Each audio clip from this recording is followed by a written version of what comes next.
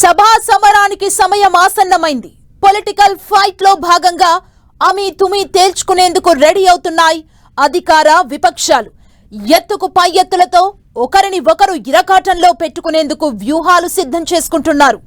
ఏడాది పాలనలో చేసిన మంచిని వివరించడంతో పాటు బీఆర్ఎస్ గత వైఫల్యాలపై అన్ని లెక్కలు తీసి పెట్టారట కాంగ్రెస్ నేతలు.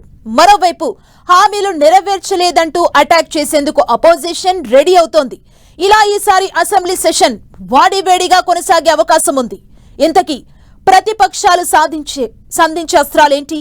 వాటిని ఎదుర్కొనేందుకు అధికార పక్షం దగ్గరున్న వ్యూహాలేంటి?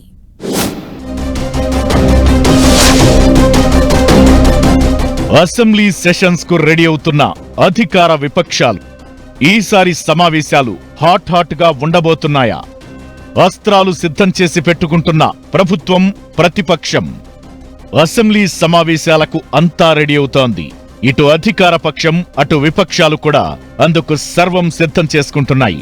డిసెంబర్ 9 నుంచి జరగనున్న వింటర్ సెషన్లో అపోజిషన్ ను కార్నర్ చేసేందుకు అధికార పార్టీ, ప్రభుత్వ వైఫల్యాలను ఎత్తిచూపేందుకు ప్రతిపక్షాలు ప్లాన్ చేస్తున్నాయి. దీంతో ఈసారి అసెంబ్లీ సెషన్ కాస్త స్పెషల్ గా ఉండే అవకాశం ఉంది. కాంగ్రెస్ సర్కార్ ఏర్పడి ఏడాది పూర్తవుతున్న సందర్భంగా తాము చేసిన పనులను అసెంబ్లీ వేదికగా బలంగా వినిపించాలని అధికార పక్షం భావిస్తోంది. 1 year లో చేసిన అభివృద్ధిని అసెంబ్లీలో చర్చకు పెట్టబోతోందట.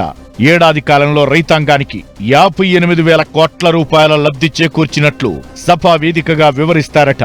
52,000 ఉద్యోగాలను భర్తీ చేశామని కూడా చెప్పుకోవాలనుకుంటోంది కాంగ్రెస్ ప్రభుత్వం. వీటితో పాటు విద్య, వైద్యం అన్ని శాఖల్లో జరిగిన అభివృద్ధిపై వివరిస్తారట. అంతేకాదు బీఆర్ఎస్ హయాంలో చేసిన అప్పులు, వాటి వడ్డీలు, ఇలా అన్ని లెక్కలు అసెంబ్లీ వేదికగా ప్రజల ముందు పెడతామంటున్నారు హస్తం నేతలు. అయితే ఈసారి అసెంబ్లీ సమావేశాలను గత సెషన్ కంటే బెటర్ గా యూజ్ చేసుకోవాలని భావిస్తోంది ప్రతిపక్షం బీఆర్ఎస్. ఇప్పటికే ప్రభుత్వ విధానాలపై నిత్యం పోరాడుతూ ఇరకాటంలో పెట్టే ప్రయత్నం చేస్తోంది గులాబీ పార్టీ.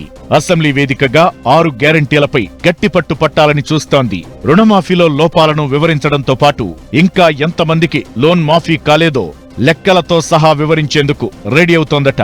ఇక రైతు బంధుపై కూడా అసెంబ్లీ వేదికగా ప్రశ్నించాలని భావిస్తోంది బీఆర్ఎస్. గురుకులాలు, హాస్టళ్లలో ఫుడ్ పాయిజన్ ఘటనలను ప్రస్తావించనున్నారు. ఏడాదిలో 2 లక్షల ఉద్యోగాలను భర్తీ చేస్తామని ఇచ్చిన హామీపై కూడా నిలదీస్తామంటున్నారు గులాబీ నేతలు. పారిశ్రామిక విధానం, మూసీ ప్రక్షాళనపై అసెంబ్లీ వేదికగా ప్రభుత్వాన్ని ఇరుకున పెట్టాలని బీఆర్ఎస్ డిసైడ్ అయినట్టు తెలుస్తోంది. మరో ప్రతిపక్షం బీజేపీ కూడా అధికార పార్టీని నిలదీయాలని భావిస్తోంది. ఇప్పటికే 6 గ్యారంటీలకు సంబంధించి 66 అబద్దాలు అంటూ ప్రచారం చేస్తోంది. కాంగ్రెస్ ఏడాది పాలనపై ఛార్జ్షీట్ ను కూడా విడుదల చేసింది బీజేపీ. 8 మంది ఎమ్మెల్యేలు తలా కొన్ని సబ్జెక్టులను తీసుకుని ప్రభుత్వాన్ని ప్రశ్నించాలని వ్యూహం రచిస్తోంది కమలదళం. అయితే ప్రతిపక్షాలు ఏ అంశాలు లేవనెత్తే అవకాశముందో ఇప్పటికే ప్రభుత్వం ఓ అంచనాకు వచ్చినట్టు తెలుస్తోంది. అందుకు తగ్గట్టుగా సమాధానాలు, అవసరమైతే ఎదురుదాడికి కూడా వెనకాడొద్దని వ్యూహరచన రెడీ చేస్తోందట. బీఆర్ఎస్ హయాంలో ఏ విధంగా శ్వేతపత్రాలు విడుదల చేశారో అవసరమైతే ఈసారి పవర్ పాయింట్ ప్రెజెంటేషన్ ఇవ్వాలనే ఆలోచన కూడా చేస్తున్నారట కాంగ్రెస్ పెద్దలు.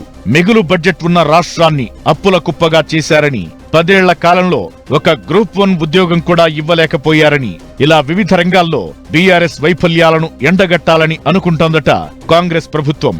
పొలిటికల్ గా కేసీఆర్ కుటుంబాన్ని టార్గెట్ చేసి విమర్శలు ఎక్కుపెట్టాలని ప్లాన్ సిద్ధం చేస్తోందట.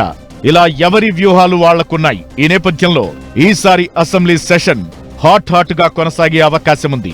అయితే శాసనసభ సమావేశాలకు ప్రధాన ప్రతిపక్ష నేత గులాబీ బాస్ కేసీఆర్ హాజరవుతారా లేదా అన్నది మాత్రం సస్పెన్స్ గానే కొనసాగుతోంది.